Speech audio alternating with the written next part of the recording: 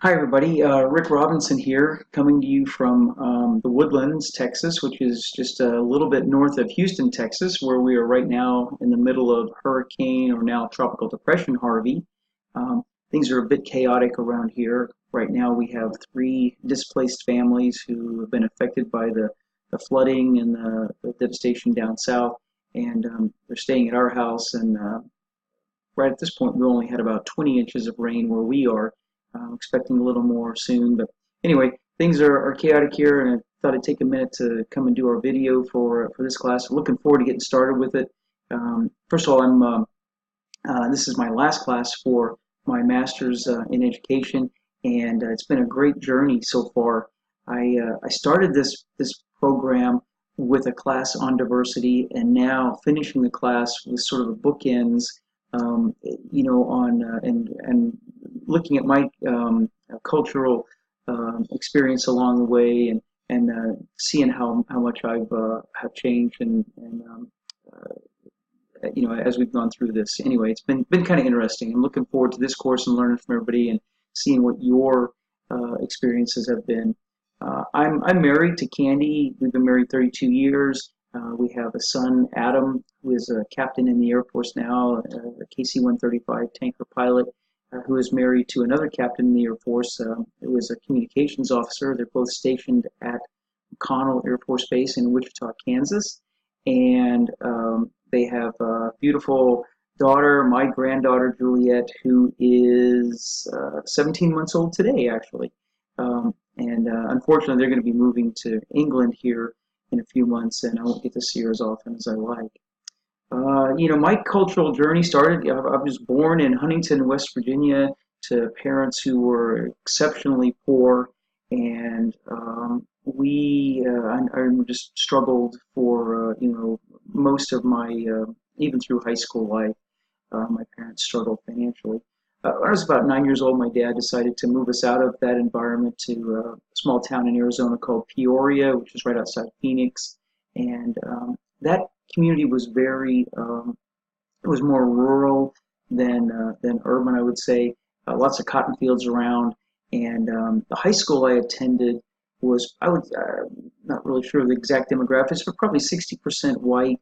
And what we called them in those days, 40% Mexican or Hispanic kids. And really, for the last 6 years of my education there, we had two brothers who were African American.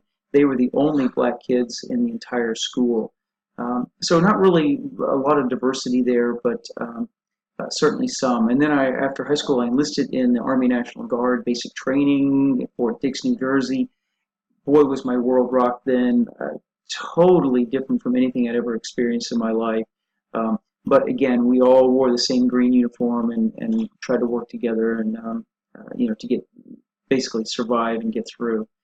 After about 2 years in the Guard, I decided to enlist in the Air Force, and I spent the next 30 years of my life serving our country in the Air Force. My very first duty station was right back home again. Again, the same experiences I had had. But I found that the Air Force then had all of the cultures that one might expect. We are a cross section of our country, and I would say the military is probably as close to a meritocracy as you can get, a pure meritocracy as you can get. We don't really care what color you are or what you look like. What we care about is, can you really do your job, and are you going to do it well enough to protect me, because I'm going to do my job as well as I can to protect you, certainly in combat situations.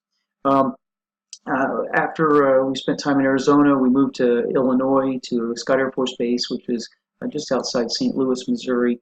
And in between there is a town called East St. Louis, which is almost, I would say, 99% African American. And then, of course, Scott Air Force Base out in the cornfields, just Midwest, sort of, I liken it to a lot what it's like in Kansas, I would say. From there, I had an opportunity to deploy to Saudi Arabia for a few months, and of course, the culture in Saudi Arabia is so much different than we have here in the United States. Men and women treated so differently, and I experienced that firsthand. It was quite an eye-opener there. After my assignment in Illinois was over, I went remote to Panama, the country of Panama, for a year. I was stationed at Fort Clayton and my headquarters over at Howard Air Force Base.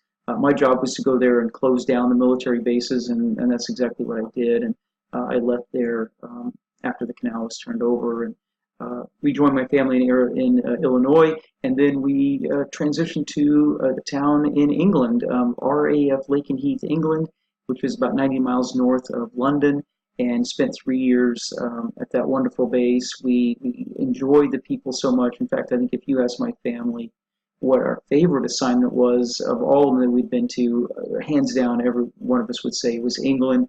Not only for the history and just the experience there, but the dear friends that we made while we were there. We still stay in contact with those people even today, and absolutely dearly love them.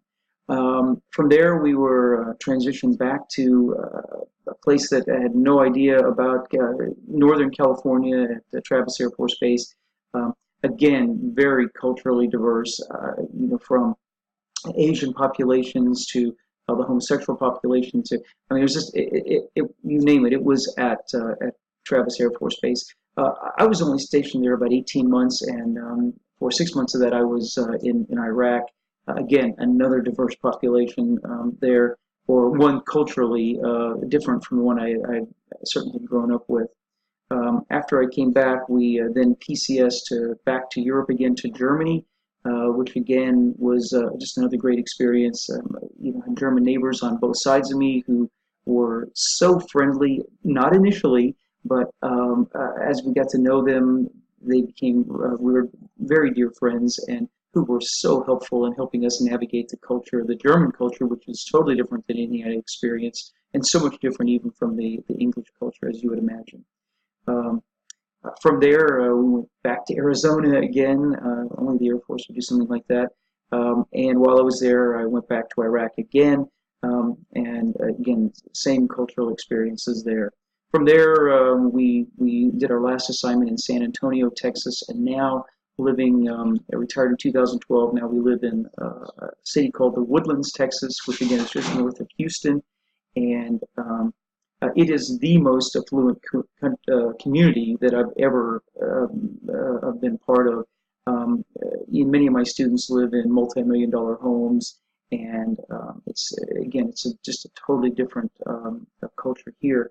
When I became and now I teach Air Force Junior ROTC. That's the type of teacher I am, and I took went this route because I thought I could make a difference in kids' lives who maybe maybe underprivileged, and of course then I find myself in this very affluent community, and what I found is that there are many misconceptions of rich kids and maybe and how they the needs that they have.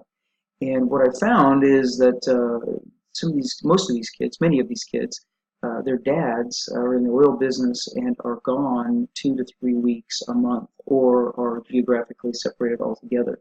And these kids need adult role models in their life who that they know care about them and are concerned for them. And so again, my perception of how rich kids or rich affluent kids, their needs was totally changed.